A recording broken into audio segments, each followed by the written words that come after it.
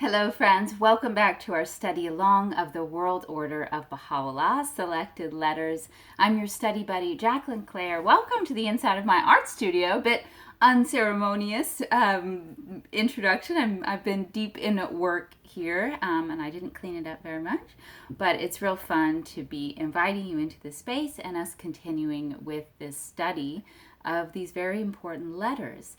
We are actually in the last letter called the Unfoldment of World Civilization in the section called The Pangs of Death and Birth. If you're joining for the first time, be sure to check out the links below. You'll find a lot of information as far as the who, what, when, where, and why of this study, as well as the playlist of all of the readings leading up to today. And remember to like and subscribe and all that YouTube jazz. It really does help us. All right, diving in, pangs of death and birth.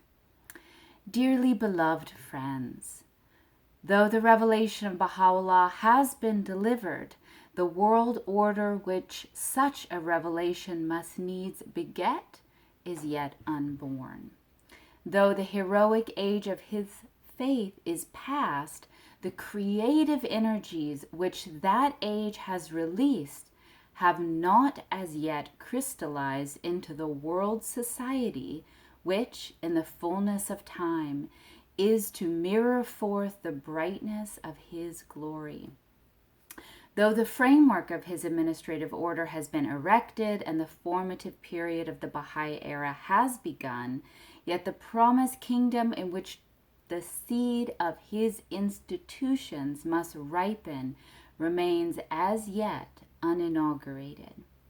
Though his voice has been raised and the ensigns of his faith have been lifted up in no less than 40 countries of both the East and the West, and I'm just pausing here to remind us that this letter was written in 1936.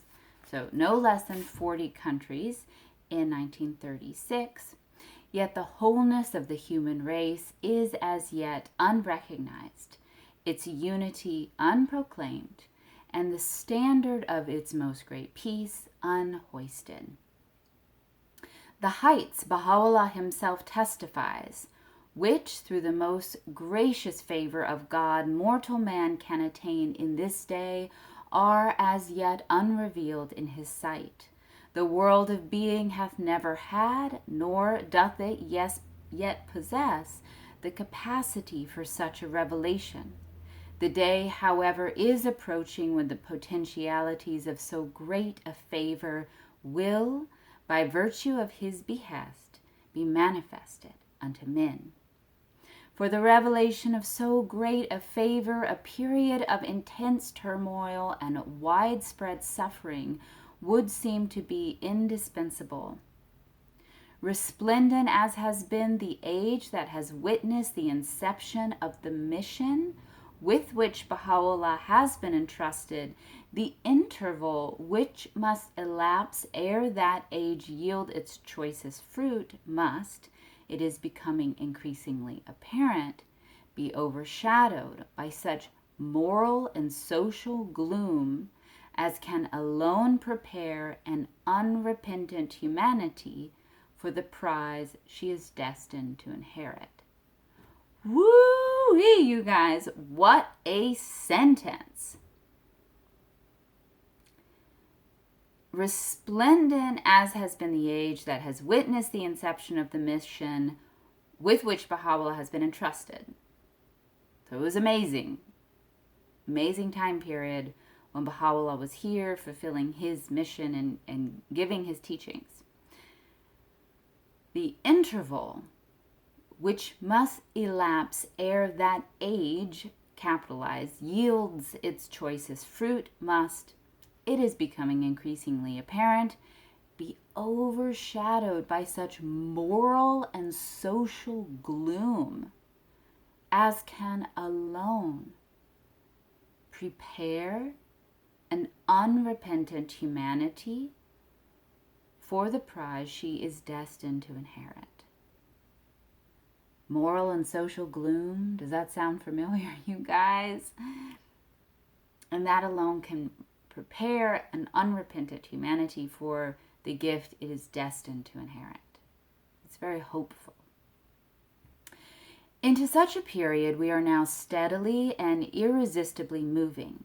Amidst the shadows which are increasingly gathering about us, we can faintly discern the glimmerings of Baha'u'llah's unearthly sovereignty appearing fitfully on the horizon of history. To us, the, quote, generation of the half-light, living at a time which may be designated as the period of the incubation of the world commonwealth envisaged by Baha'u'llah, has been assigned a task whose high privilege we can never sufficiently appreciate, and the arduousness of which we can as yet but dimly recognize. We may well believe, we who are called upon to experience the operation of the dark forces destined to unloose a flood of agonizing afflictions, and the darkest hour that must precede the dawn of the golden age of our faith has not yet struck. Deep as is the gloom that already encircles the world, of course this is before World War II, and frightfully, this sounds very socially relevant, you know? Like, I've heard it said, and I'm not sure if this is backed up in documentation or if it's just Baha'i hearsay, but that Shoghi Effendi had been hopeful that World War II would awaken humanity, and he was disappointed because it did not, evidently because it was not severe enough. We stand on the threshold of an age whose convulsions proclaim alike the death pangs of the old order and the birth pangs of the new. Though the generating influence of the faith announced by Baha'u'llah, this new world order may be said to have been conceived. We can, at the present moment, experience its stirrings in the womb of a travailing age, an age waiting for the appointed hour at which it can cast its burden and yield its fairest fruit. You know, that's a really interesting analogy. When we think of birth, the turmoil of birth, we think of the baby coming out, right? And how traumatic that is for everyone. But what about what the baby experiences while the mom is going through contractions? You know, like the pre-birth or the rumblings of the birth about to happen. And that poor baby doesn't know that it's about to fulfill its destiny to be born. It just knows that something is going terribly wrong with its supportive environment that it's been in for 9 months, you know? So that's interesting to think that we may or may not yet be experiencing the actual crowning, the actual birth of something new, which in and of itself will still be violent and traumatic if we're using this analogy of a human birth, but that we may just be experiencing the loss of embryonic fluid, you know, we're just experiencing the floor coming out of us, the shoe dropping of uh-oh, something's broken, but it's actually broken in a good way to lead to the baby's destiny to be an independent being. The whole earth, writes Baha'u'llah, is now in a state of pregnancy. The day is approaching when it will have yielded its noblest fruits, when from it will have sprung forth the loftiest trees, the most enchanting blossoms, the most heavenly blessings. Immeasurably exalted is the breeze that wafteth from the garment of thy Lord, the glorified.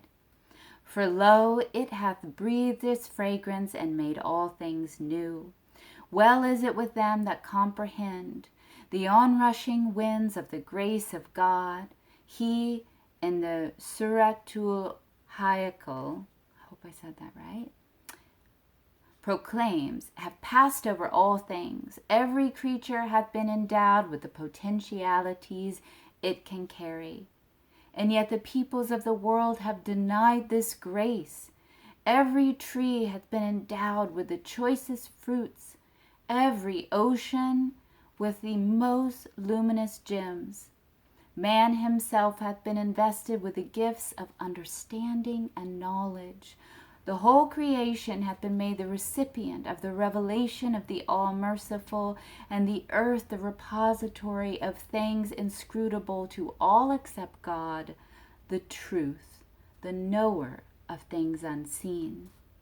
The time is approaching when every created thing will have cast its burden. Glorified be God, who hath vouchsafed this grace that encompasseth all things, whether seen or unseen. The call of God, Abdu'l-Baha has written, when rays breathed the new life into the body of mankind and infused a new spirit into the whole creation. It is for this reason that the world hath been moved to its depths, and the hearts and consciences of men been quickened. Ere long the evidences of this regeneration will be revealed, and the fast asleep will be awakened. Dun, da, da. Friends, that concludes this section, the pangs of death and birth. Next time we will start on universal fermentation. I don't mean to make light of it. I'm just having fun, you guys. Thank you for studying along with me. Remember my thing, linked below, all kinds of groovy stuff. If you'd like to support this channel, you can find links below on how you can do so and continue following my art journey. Check out my art gallery linked below. All right, my friends, until next time, I wish you the best for playing your very unique part in making this world a more truthful, a brighter, and more beautiful place. I'll catch you next time. Bye-bye.